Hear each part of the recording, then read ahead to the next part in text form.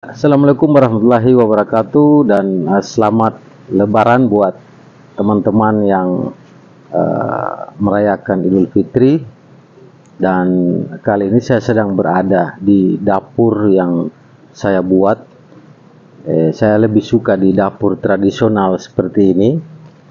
Ini barusan masak kuah soto untuk makanan. Ya, setelah berpuasa kita coba makan yang kuah-kuah ya, dan dimasak secara tradisional. Tentu saja ini sangat enak dan asik gitu.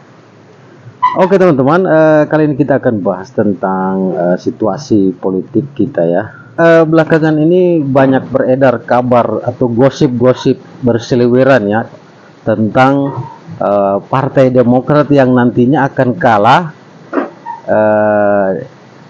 oleh PK di pengadilan nanti. Padahal Partai Demokrat itu sudah dimenangkan 16 kali oleh pengadilan. Nah, kalau Partai Demokrat kalah itu otomatis diambil alih ya oleh yang mengajukan PK gitu. Nah, ini tentu saja Partai Demokrat akan hilang sehingga tidak mencukupi suara dari pencalonan Anies Baswedan. Nah, bagaimana kalau Anies Baswedan tidak dicalonkan?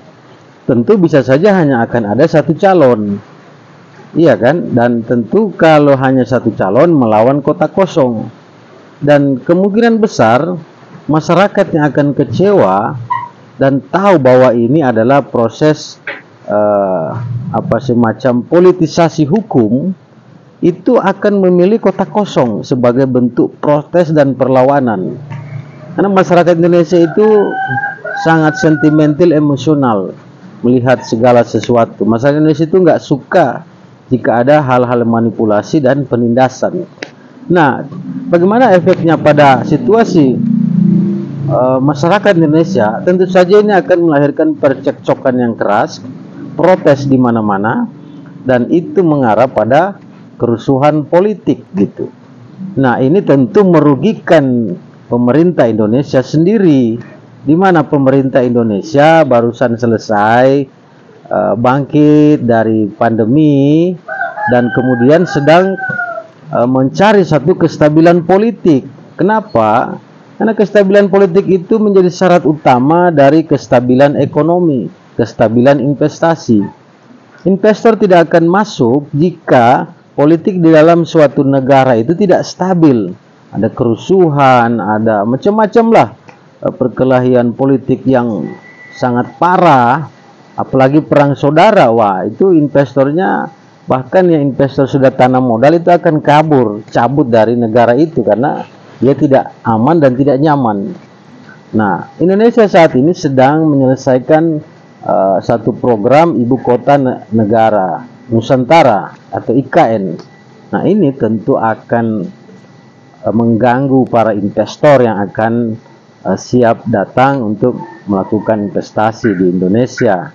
Jika situasi politik itu tidak stabil, tentu mereka tidak akan mau sampai kondisi demokrasi dan kondisi sosial politik di Indonesia itu dipastikan itu aman, nyaman, dan stabil.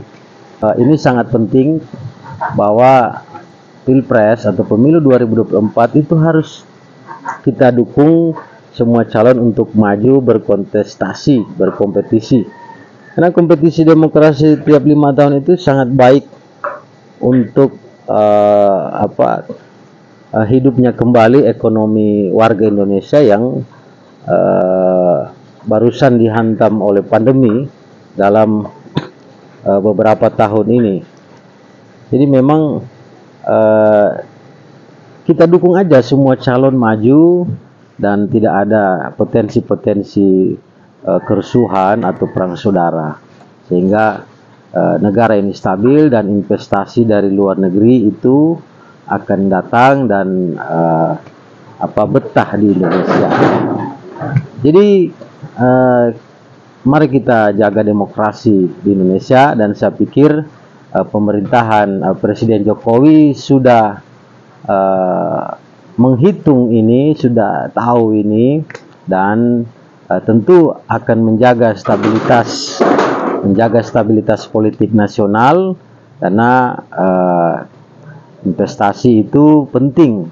Jika tidak ada investasi yang datang dari luar negara ini, bagaimana ekonomi kita akan berputar gitu. Semua negara besar itu memiliki investor gitu. Nah, itu bagian dari kolaborasi antara Indonesia dan luar negeri. Jadi saya pikir pemerintahan Presiden Jokowi sudah menghitung ini matang-matang dan akan menjaga kestabilan politik, dan kita berharap tidak ada tindakan-tindakan konyol dari elit-elit politik Indonesia saat ini, karena itu bisa saja memecah belah bangsa ini, dan bisa saja kalau Indonesia terpecah perang saudara, ya ini negara ini bisa bubar gitu. Dan saya pikir kita semua tidak ingin Republik tercinta ini bubar akibat kerusuhan politik seperti yang terjadi di beberapa negara-negara yang lain hari ini. Dan kita berharap elit-elit politik kita itu masih menggunakan akal sehatnya dan hati nurani kebangsaannya. Jangan sampai obsesi atau ambisi kekuasaan itu bisa merusak bangsa ini secara umum. Kasihan rakyat yang sudah cukup sengsara dihantam badai pandemi, jangan lagi ditambah dengan tambah urusan badai politik. Oke teman-teman, itu saja. Salam Indonesia. Assalamualaikum warahmatullahi wabarakatuh dan merdeka.